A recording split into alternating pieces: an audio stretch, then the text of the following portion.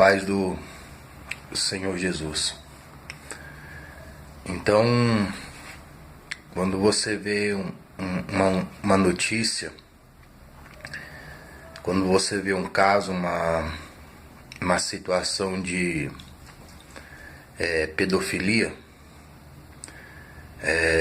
você tem vontade de esganar o estrupador. Você tem desejo de matar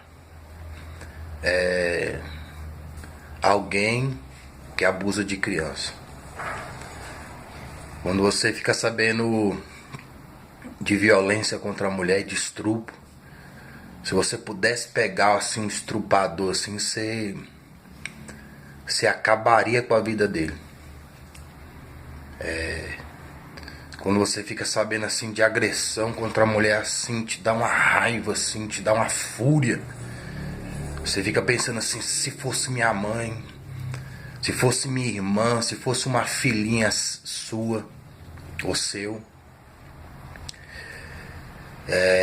você esganava a pessoa que cometeu a violência. Se você tivesse um filhinho, uma filhinha, e alguém fosse lá e violentasse o seu filhinho, a sua filhinha, você, se pudesse, acabaria com aquela pessoa. Quando você fica assim sabendo assim de estupro assim, a sua vontade assim é que o estrupador sofra no inferno, né? A eternidade toda sofrendo o abuso que ele praticou. Se alguém bater na sua mãe, se alguém cometesse feminicídio contra sua mãe, ela conhecesse alguém, né? Alguém matasse a sua mãe, matasse a sua esposa, a sua filhinha, abusasse do seu filho, você, se pudesse, destruiria essa pessoa. Prisão perpétua, pena de morte, cadeira elétrica, ou injeção letal, ou enforcamento, tiro na cabeça. Você fica indignado contra essas coisas. Você que é homem, se fosse na sua família, com as mulheres da sua família, você ficaria numa situação assim que... Mas com as músicas pornográficas você não fica com raiva. Com as letras do funk pornográfico promíscuo, que incentiva, que colabora, com tudo isso você... Aí você não fica com raiva não. Quando é no funk você não fica. Nas músicas, nas letras, você não fica furioso, com raiva, aborrecido, nada disso. Mas quando sai na televisão, nas rádios, noticiários, essas notícias, você fica furioso. Você fica imaginando assim, se fosse com você, se fosse com alguma mulher que você amasse, você, né, fica indignado. Mas quando é as músicas funk, pornográfica, promíscua, você não fica não, né? Você até curte esse som, né? Você tem um carrão, você bota né? Você aumenta o som ao máximo, sai na rua ouvindo essas músicas, vai para lugares onde, né, curte esse movimento, você canta, né? Você canta essas músicas, mas você fica indignado, né? Quando acontece violência contra a mulher,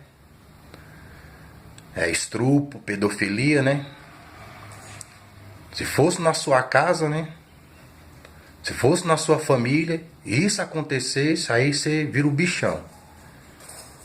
Mas na música, no batidão da promiscuidade, aí você não se importa não, né? Interessante. Fala o seguinte, conta outra, porque essa nem graça chegou a ter. A paz do Senhor Jesus, e boa meditação das coisas do alto.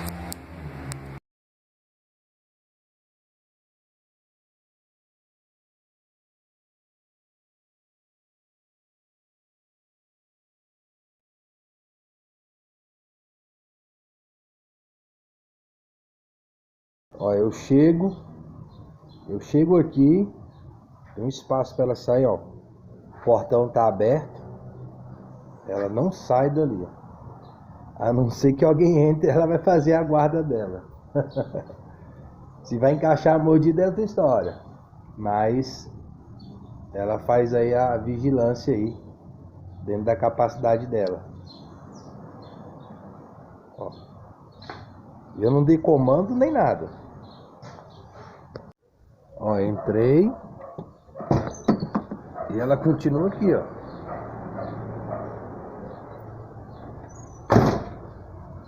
Não sai, ó. A não ser que eu dei o comando para ela vir a mim. Mas eu não dei comando para ela ficar ali, não. Ela sabe que ela não pode sair, a não ser que receba o comando ou haja uma situação que ela precise fazer a proteção do território, a proteção de quem está aqui. Beca, aqui.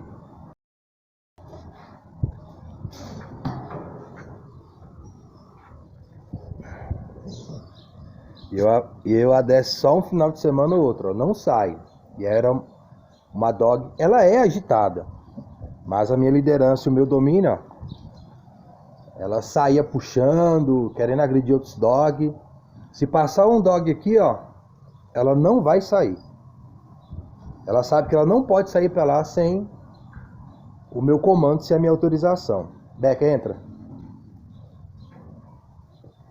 Falou com Deus, tudo de bom. E eu pego só final de semana, e não é todos, é um ou outro. Essa dog, ela é muito inteligente. Me falaram que ela é labradora, mas eu acredito que é uma mistura. Ela pega manejo muito rápido. Eu não fiz adestramento, eu não usei técnicas para que ela fique do outro lado da casa e não venha para esse lado. Mas ela entendeu, através do manejo que eu faço, de dominância e liderança, que ela não deve vir para essa parte da casa. Ela deve ficar onde ela está, quando eu abrir o portão, quando eu entrar ou sair com o carro. Então, através da minha postura, como eu já expliquei em outros conteúdos, você transmite a informação que o dog entenda dentro daquele contexto de manejo. Então, as minhas atitudes são palavras. Eu não precisei colocar ela lá, falar para ela ficar, depois passar para o outro lado, chamar ela, colocar ela do outro lado, fazer ela ficar. Não, eu não fiz isso. Foi acontecendo de uma forma natural, através da minha postura, que levou a dog submeter a esse contexto de obediência. Ela discerne que ela não pode sair daquela parte. Ela compreende que ela deve ficar lá. Eu transmiti isso a ela não através de palavras verbais, mas através da minha postura em relação a ela. Então, só no manejo que eu fiz com ela, ao sair para caminhar, que ela deve me esperar, eu sair primeiro, ela fica sentada, depois eu a chamo para a gente fazer a caminhada, ela levou isso para essa situação, que ela não deve sair de onde ela está se eu não a chamar.